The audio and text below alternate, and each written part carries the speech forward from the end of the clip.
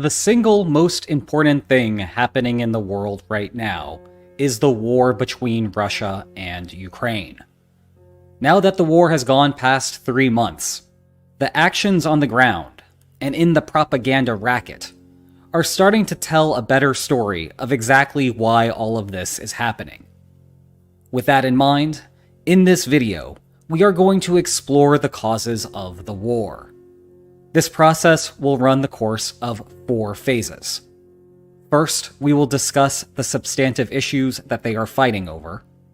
Second, I will explain why those easy answers are, at best, half explanations for the war. Third, we will go over explanations for why bargaining failed between Russia and Ukraine. And finally, we will talk about what each of the mechanisms for war imply about how the war might end. Longtime viewers of the channel will be familiar with some of the discussion ahead, but it will still be helpful to put it all together in one coherent framework. And if you've heard enough about any one of these causes, you can always turn on chapters and jump to the next one. With that, let's get to it. We are going to start off with the substantive causes of the war, and the first of these are the separatist regions. Tensions in Ukraine are nothing new. Way back in the 2004 presidential election, pro-West candidate Viktor Yushchenko squared off against pro-East candidate Viktor Yanukovych. In the runoff election, Yushchenko received 46.69% of the vote, while Yanukovych received 49.42%. However, international election observers deemed the results fraudulent, and both candidates declared themselves victor. After rerunning the runoff, Yushchenko won with 52% of the vote to Yanukovych's 44.19%. The major problem here was that the vote was heavily divided by region. Yanukovych was popular in eastern Ukraine, where Russian is the dominant language, and Yushchenko was popular in the west and center, where Ukrainian is the dominant language. Nevertheless, 6 years later, Yanukovych would emerge victorious in the next presidential election. But in 2013, the Euromaidan crisis began. Ukraine looked set to agree to a trade deal with the European Union. Suddenly, though, Yanukovych deviated to supporting the Eurasian Economic Union, Russia's trade bloc. This led to protests in Kyiv's Maidan Square, hence the name, and a popular uprising. In short order, Yanukovych fled to Russia. Russia annexed Crimea, and 2 separatist regions, the Donetsk People's Republic and the Luhansk People's Republic, declared themselves independent. Since then, Ukraine has been fighting a war against them. Political scientists do not classify these as interstate wars because regular Russian soldiers were not taking part in it. However, many private Russians were taking part, and there is little doubt that the breakaway governments were receiving support from the highest levels. In that regard, the 2022 invasion is just a continuation of the previous form of the war. Overt actions allow Russia to put greater pressure on Ukraine, and perhaps finally make progress in capturing the entirety of the regions. Second, and getting progressively larger with Russia's aims, is a Crimean land bridge. Crimea is a peninsula that juts out of Ukraine, not Russia. Zooming in on this, for all Russian intents and purposes, Crimea is essentially an island territory. Between 2014 and 2018, traffic coming in and out of Russia had to go via ferry. This was impractical over the long term. As such, Russia started building the Crimean Bridge in 2016. 2 years later, it opened for cars and trucks. A parallel rail bridge opened 1 year after that. But that is still only a single access point for a population of 2.4 million people. If Russia were interested in expanding its borders, the strip of territory running along the Dnipro River up to the Donbass is an obvious place to start. and Russia succeeded in that effort when Mariupol fell on May 20th, 2022. Next up, Russian irredentism. Irredentism is just a fancy term for wanting previously held land back. With that in mind, this explanation is basically taking the previous explanation for war and turning it up to 1000. Instead of being interested in just capturing a land bridge through eastern Ukraine to Crimea, imagine instead that Putin had dreams of re-establishing European borders similar to those during the Soviet era. There is good evidence for this. Since 1997, Russia and Belarus have formed a supranational union state, with the eventual goal of essentially merging the two countries. Abkhazia and South Ossetia, the breakaway regions that have been de facto states since the 2008 Russo-Georgian War, participate as observers. So too does Transnistria, which has been de facto independent since a 1990 civil war with Moldova. It will not surprise you to find out that Russian troops intervened in that one too. More recently, in 2021, Putin published an essay titled "On the Historical Unity of Russians and Ukrainians," which basically argued that Russians, Belarusians, and Ukrainians are all a common people. Putting these pieces together, Putin's grand goal under this theory for the war is to re-establish something like the old Soviet borders, or at least the regions that are willing to come along for the ride. Fourth on this list, pure East-West rivalry. The war might not be about Ukraine per se, but rather a broader battle between Russia and the West. Since the end of the Cold War, NATO has steadily crept eastward. First, unification pushed NATO through the former East Germany. Then the Czech Republic, Hungary, and Poland joined in 1999. Bulgaria, Estonia, Latvia, Lithuania, Romania, Slovakia, and Slovenia all followed in 2004. Then Albania and Croatia in 2009, Montenegro in 2017, and North Macedonia in 2020. If Putin views the Cold War as having never truly ended, each of these departures represents a further deterioration of Russian influence. Fighting a war to capture Ukraine is then just a first step in a longer plan to push further back. Number 5. Energy. As it stands right now, Europe depends on Russia for its energy needs, to the point that Europe is still buying much of that fuel despite the other economic sanctions. This gives Russia an enormous amount of market power. It can take advantage of its geographic proximity to Europe to sell the fuel at substantial profits. The problem is that Ukraine is not yet in a position to fuel Europe. You see, there are enormous untapped oil and gas deposits here, here, and here. Their proven natural gas reserves rank second in Europe, only behind Norway. Although Russia dwarfs all of these numbers, the ability to extract and sell to willing trade partners would make Ukraine a major competitor, if they can get their wells online. And that's a big if. Obviously, Russia would benefit from capturing and extracting the fuel from those deposits, particularly in the Sea of Azov and west of Crimea, which would be easier to control. However, the war might not be intended to do that specifically. Instead, merely starting the war prevents Ukraine from beginning extraction. And as long as fighting continues, the energy reserves may as well not exist, which thereby preserves Russia's market power. In fact, the very instability of the war has caused Ukraine's international business partners to withdraw from those projects, and it is difficult to imagine any company that would jump at the chance even if the war were to end tomorrow. Number 6. Water. Another issue is the water crisis in Crimea. Back in 2014, Russia annexed the Crimean Peninsula in haste, taking advantage of the chaos over in Kyiv. Everything else was an afterthought. That included water. You see, Crimea's main source of water used to be a canal that runs from the rest of Ukraine. In response to the Russian annexation, Ukraine took the obvious step. They dammed the canal. This has led to water shortages in Crimea, especially for the agricultural sector. Estimates are that Crimea loses more than $200 million each year as a result.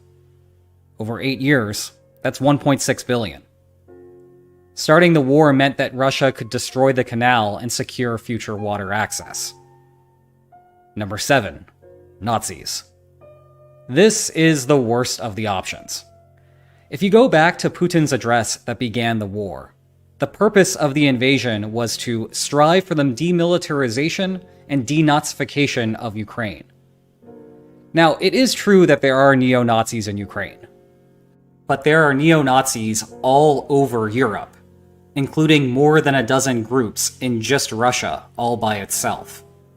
The fact is that Nazis do not have any meaningful support or political power within Ukraine. To underscore that point, Zelensky is Jewish and had members of his extended family die in the Holocaust. Furthermore, Russia defeated the Azov Battalion, the group most commonly cited as harboring fascist ideologies, in the Battle of Mariupol. Yet the war continued. But if you understand the broader propaganda effort at home, this wild claim begins to make more sense. Remember Victory Day? That gigantic annual holiday and patriotic parade that Putin is so fond of? It celebrates the Soviet victory over Germany in World War II. And the Russian people have legitimate reason to be proud of their accomplishment. After all, the Soviet Union lost about 1/8 of its population during the war.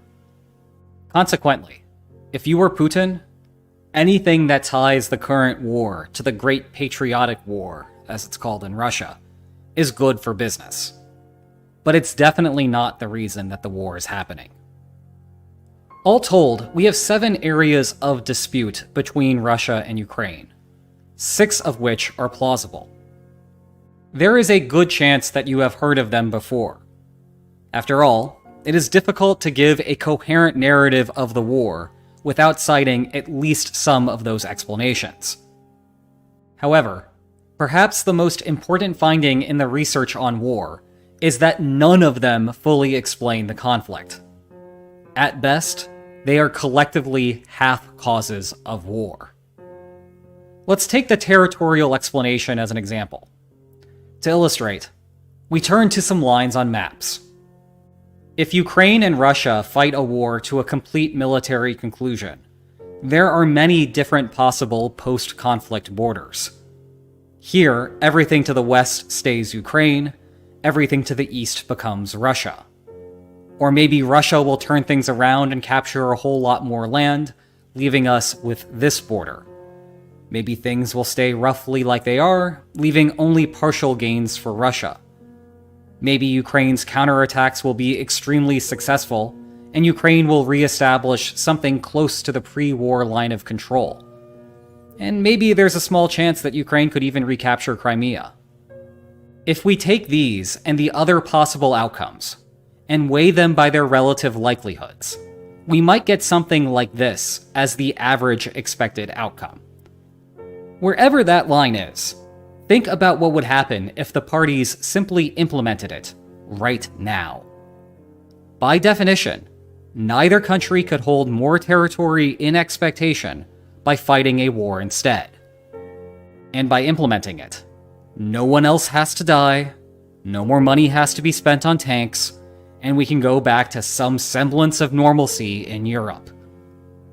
In fact, there is some wiggle room on these settlements.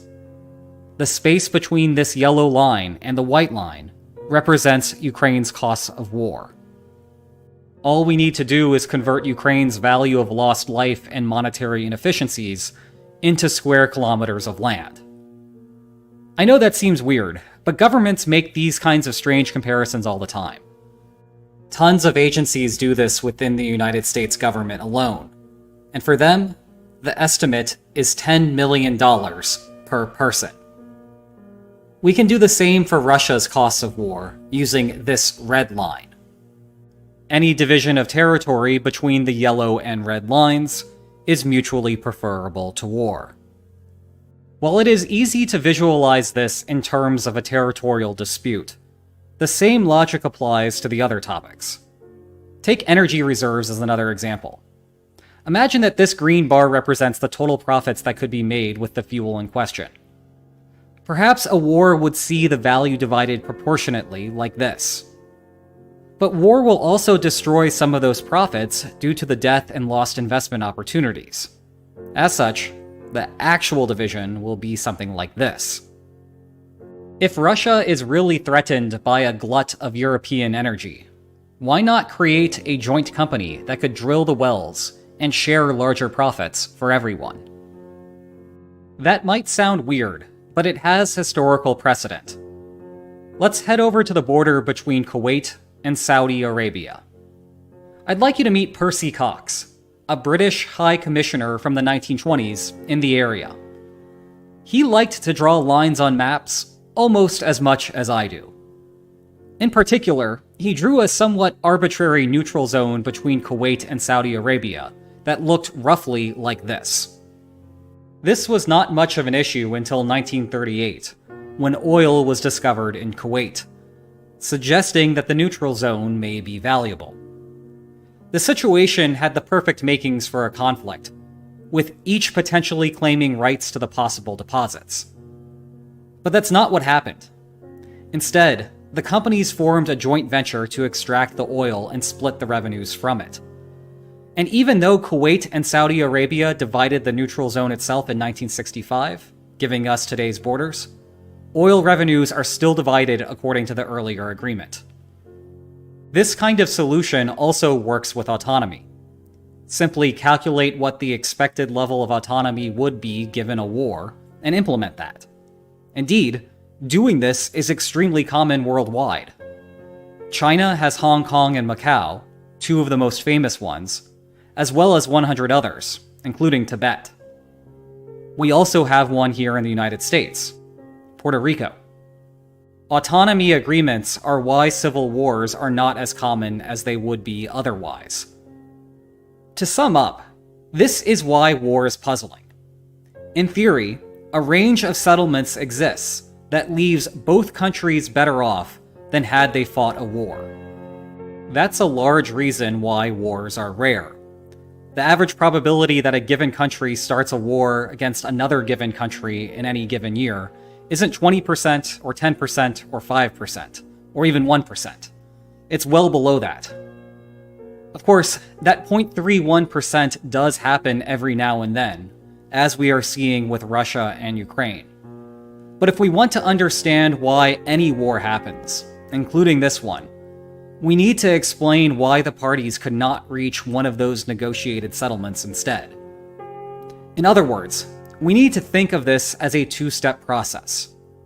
First, we need something that they are both willing to fight over. And second, we need something that you might call a bargaining friction, something that prevents them from reaching one of those negotiated settlements. To get war, we must have a little from column A and a little from column B. If we have one without the other, we do not get war. What fits into column B? We can begin with the last of the remaining explanations for the war commonly discussed in the public sphere. And that's number 8, preventive war. This is the most understood source of bargaining failure in the current war, and it is one that we have discussed specifically here before. The short version of this explanation, as Putin tells it, is that Ukraine was improving its ties to NATO. If Ukraine were to join and successfully integrate with NATO, it would benefit from the alliance's military strength. That would make coercing Ukraine more difficult in the future. Thus, Putin had to strike while the opportunity presented itself.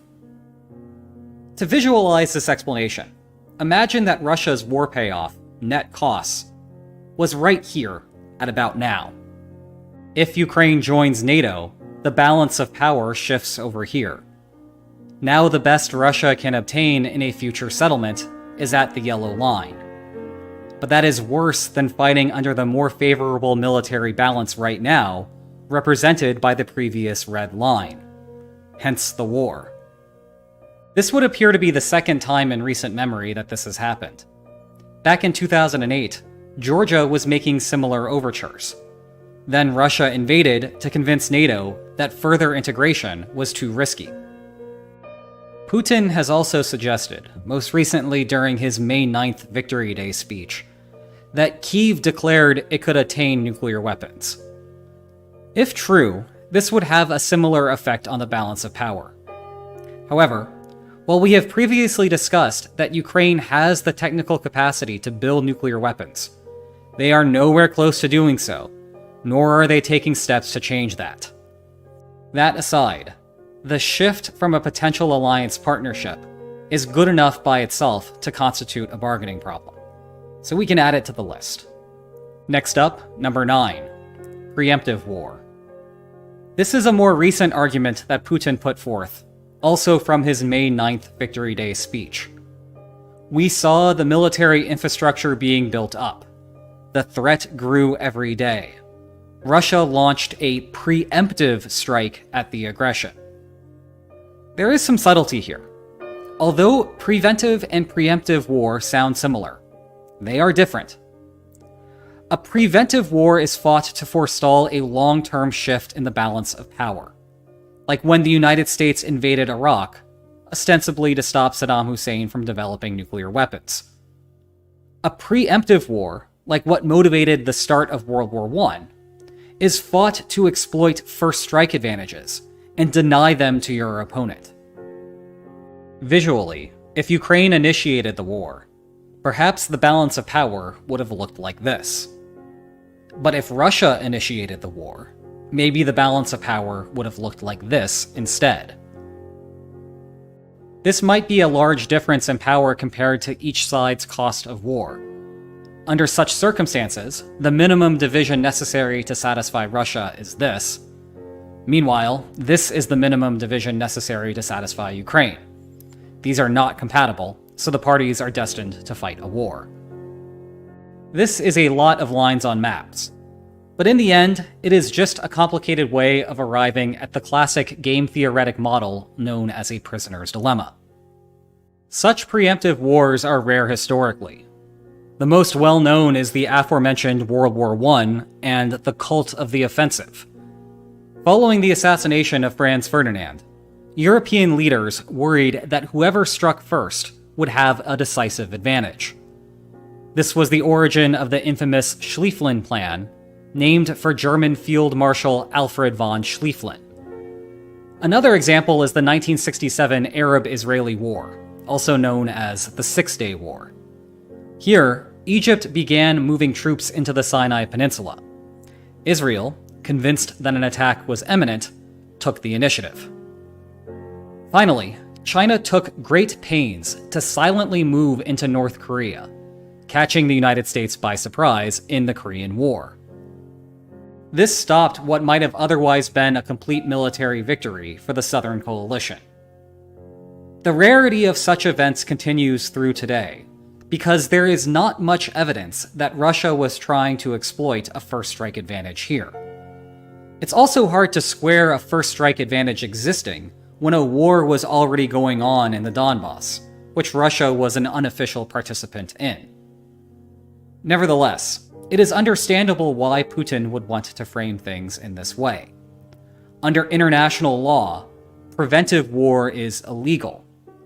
Preemptive war, on the other hand, is legal.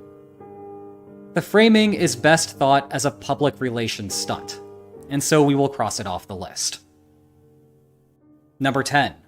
Miscalculation. There are so many ways Putin appears to have miscalculated that we could do an entire video on the subject. Perhaps the most obvious of these is the ease by which Putin thought Russia could steamroll Ukraine. The number of Russian forces deployed to Ukraine is estimated to be around 200,000. The standard rule of thumb is that an attacking side needs a 3-to-1 manpower superiority to overcome the advantages the defense has from fighting from entrenched positions. Ukraine has about 200,000 armed forces. That's a 1-to-1 ratio, and nowhere near what you would want it to be. Occupations are a little bit trickier than this. Although there is no similar consensus on rules of thumb for occupation forces, a good minimum is 1 soldier for every 100 inhabitants. However, Ukraine has a population of more than 40 million people. That's just 1 for every 200. The gap appears to be because Putin believed that Ukraine would fold easily, many of its citizens would welcome their Russian liberators, and Zelensky would be easily removed as an unpopular leader. Instead, Ukraine has shown tremendous resolve, and Zelensky has become a figure to rally behind. We can go back to the lines on maps to visualize the problem. Imagine that Russia thought the military balance was relatively favorable to it. It would therefore drive a hard bargain, with the red line being the minimum threshold in terms of a settlement.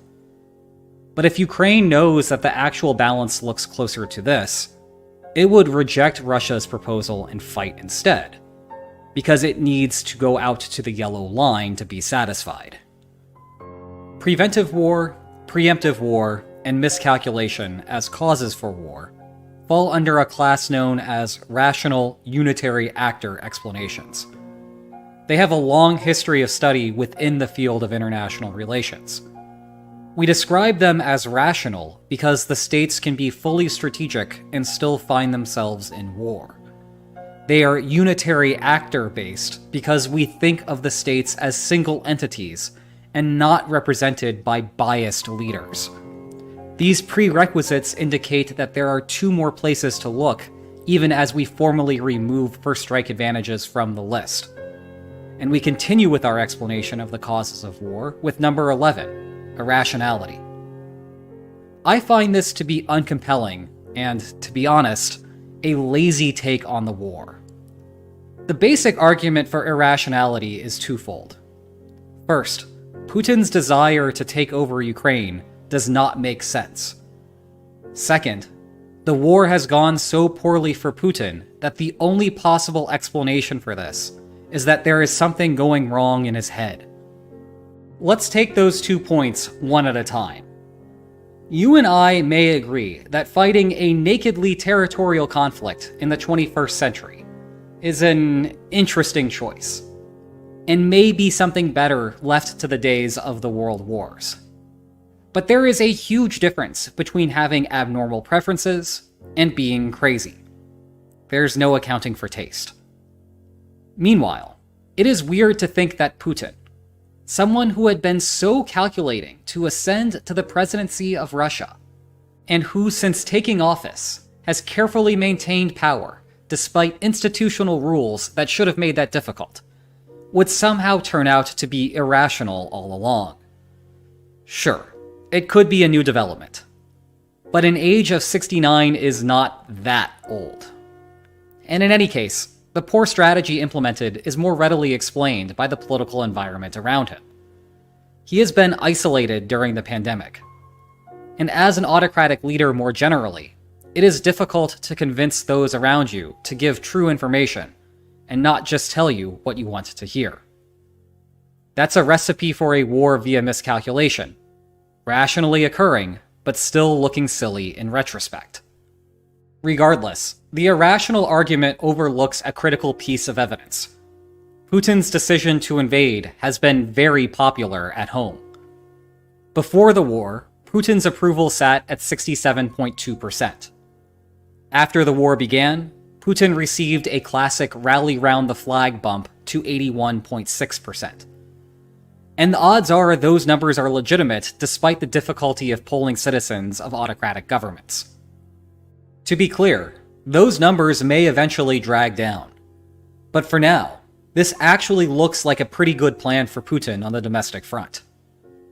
Which takes us to number 12, Putin's personal benefits. This is more than just saying that Putin does not internalize the costs of war like the rest of his citizens. Even if he were sitting in the Kremlin and suffering nothing from the cost of conflict, That still just takes Russia's costs of war to zero. As long as Ukraine views the war as costly, there is still room to negotiate. Instead, the best argument here is that the war has helped Putin consolidate power. The rally round the flag effect, causing a 14-point boost in Putin's poll numbers, would certainly help in that regard. It's possible that Putin felt pressure from a domestic challenger and wanted to exploit a rally round the flag effect to make a coup look less attractive.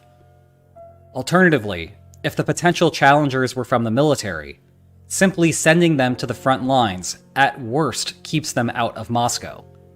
And at best, from Putin's perspective anyway, they may never return home. And that has happened quite a bit already. This is pure speculation, of course, and it's the type of thing we are unlikely to know about until well after the war ends. Regardless, when those personal benefits are large, the negative costs of war can make conflict efficient and eliminate any room to negotiate. Eliminating irrationality as a possibility leaves us with 6 substantive issues and 3 bargaining frictions. The key takeaway here is that we need at least one from each of the columns. Otherwise, we don't get a war. And it may very well be the case that multiple of these factors were at play.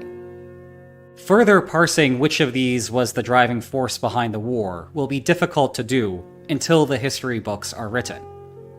For now, the best we can do is think about what each of these causes implies to see how the war might end. Let's start with the substantive causes of war. These are basically all the same story, and it's not good news. If these were the only reasons why wars were fought, then the average war would last a very long time. After all, resolving it would mean military defeat for one side.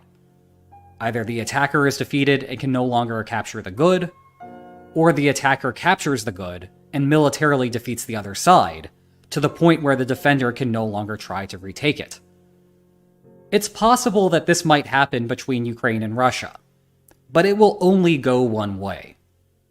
Ukraine, as plucky as it has been for the last 3 months, simply does not have the manpower to invade Russia and destroy all of its military power. Ask Napoleon how that one went. Russia may have the ability to do that to Ukraine, however. But even then, that seems unlikely given the struggles Russia has had with its Kyiv offensive. And indeed, military defeat is rather uncommon in wars, occurring in only about a third of them. The other way the war can end as a result of the substantive causes is an underlying change in preferences. Basically, the causes just cease to exist. It's unlikely Zelensky is going to suddenly decide that parts of Ukraine are no longer something he is interested in. It's also unlikely that Putin is going to suddenly decide that parts of Ukraine are no longer something that he is interested in. What is more plausible is that Putin is forced out. This is part of the US strategy to influence the outcome of the war. Sanctions will eventually cause problems with Russia's ability to physically continue the fight. But the direct economic damage to the Russian economy is designed to incentivize challengers to Putin's control over the country. One way this could occur is through a popular uprising. However, because of the rally round the flag effect, this is unlikely in the short term. That said, some projections predict a greater than 10% recession for the Russian economy this year. That type of lagging indicator will change minds. The progress of the war can also have an effect. It appears that the general public thinks that the special military operation has been successful so far. That might change as soldiers rotate home and share their first-hand experiences with friends and family. This is the same process that led to domestic turmoil during the Soviet-Afghan War from the 1980s. For similar reasons, Putin could face a coup from someone deep inside the government. There are a handful of hurdles here too, Putin's current popularity among the masses being at the top of the list. One final possibility that has nothing to do with the war itself is that Putin could die of natural causes. Analysts have pointed to Putin's odd grasping of a table during a meeting with his defense minister as evidence of some kind of illness. I am not qualified to comment on whether that might be true, so I won't. But leaders can die of natural causes in the middle of a war. Just ask Franklin Delano Roosevelt about that one. In theory, it is possible that the new leader would simply not care at all about the issues at stake and withdraw from the war accordingly. Russia's departure from World War I following the October Revolution comes close to looking like that. But even then, their treaty with the Central Powers ceded the Baltic states and made Ukraine independent. Eventually, the Soviet Union would want those back. Instead, the new leadership is altering the bargaining incentives. They might care less about the issues at stake or generally have higher costs of war. This can alter those incentives to allow for agreements to work that would not have worked previously. New leaders also don't have their fates tied to the war. Thus, they can end unnecessary conflicts without worrying that they will lose power. This solves the personal benefits problem that can otherwise kill a settlement. With the costs being back to positive for both sides, the parties can reach a deal. For example, Richard Nixon could leave Vietnam because it was not his war.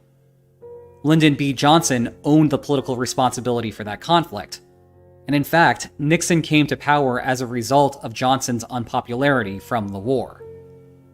Keeping in line with this theme, when it comes to the bargaining problems more generally, you do not need a military defeat to end the war. For preventive motivations specifically, the cause of the war is a long-term shift in the balance of power. Thus, if you stop the source of the power shift and make tomorrow's balance the same as today's, you no longer need to worry about the future. Israel, for example, did not feel the need to fight full-length wars against Iraq in 1981 or Syria in 2007. They simply bombed those countries' nuclear facilities and went home, satisfied that they could no longer be used as part of a potential nuclear weapons program. If Putin started the war because he was worried about Ukrainian entry into NATO, then the war should end when that is no longer a possibility. Two key points over the last 3 months cast some doubt on whether preventive motivation provides a good narrative for the war. First, Ukrainian membership in NATO seems dead in the water at this point. NATO has a precondition that member states resolve their land disputes before joining the alliance. In fact, this precise policy is how Russia kept Georgia out. Putin simply invaded once Georgia started showing interest, and that ended the conversation. The counterpoint here is that Russia might still be worried about the level of arms transfers the West gives to Ukraine, short of actual NATO membership. Continuing the war to a complete military conclusion would mitigate that. On the other hand, Russia's current tactics do not indicate that that is what's happening here. The start of the war did look like that. It was a general invasion, coming from the north, pushing east, and radiating outward from the south. But Ukraine repelled the attack on Kyiv. The eastern front stalled, and the southern front has mostly been pushed back to the Dnipro River. If Russia were worried about the long-term capacity of Ukraine, one would expect a more general campaign focused on destroying more Ukrainian infrastructure. Instead, the focus since the beginning of April has been sealing the land bridge along the Sea of Azov. This has destroyed the infrastructure in the area, but not elsewhere. There is still one way to rationalize this on preventive grounds. Russia might recognize that there will be some unavoidable long-term military buildup in Ukraine at this point. However, by fighting and taking territory now, Russia can install fortifications in the meantime that would counteract that buildup.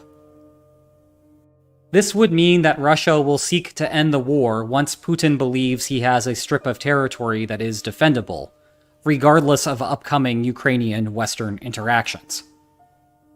Finally, we can look at the end of the war from an informational perspective. If uncertainty causes a war, that war should end once the source of the uncertainty is gone. Perhaps Russia once thought that the distribution of power looked like this, and Ukraine thought that the distribution of power looked like this. But now they know that the distribution of power is actually here. Once we superimpose the costs of war back onto the map, we have a nice range of settlements that both sides know they should prefer to war. This learning process is known as convergence, and it is perhaps the main reason why so many wars end in a negotiated settlement. If the war ends soon, convergence is the most plausible interpretation for what happened. Putin seemed to think that the war would be straightforward. The Russian military would dominate the Ukrainian military. Ukrainian citizens would welcome the invasion, and that the northern deployment could easily waltz into Kyiv. The first 6 weeks of the war proved how wrong those beliefs were. From a convergence perspective, this seemed like a plausible time for the war to end. However, as we just discussed, Russia switched tactics and turned its force exclusively to the area around the Sea of Azov. That's a new type of battle, and perhaps a new disagreement over what the likely outcome will be. However, very little territory is exchanging hands at the moment. That's a good indicator that not too much is left to learn, which paves the way for negotiations to be fruitful. One caveat here is that the source of uncertainty may not be what is happening right now, but rather what will be happening 6 months from now. Can Ukraine successfully convert its citizens into a full-fledged fighting force? Ukraine might think so, but Russia might be skeptical. Will Western support remain strong? Or will it peter out as the news headlines move on to whatever new disaster is happening in the world? Again, the West might anticipate continued strength, but Russia might not. If that is where the uncertainty is, then the learning process will take longer to complete, and the fighting will go on. And that does it. 12 causes of the war. Or perhaps more accurately, 9 causes of the war, and what they say about the chances of a peace agreement. Do you see any other causes that I might have missed? If so, let me know in the comments.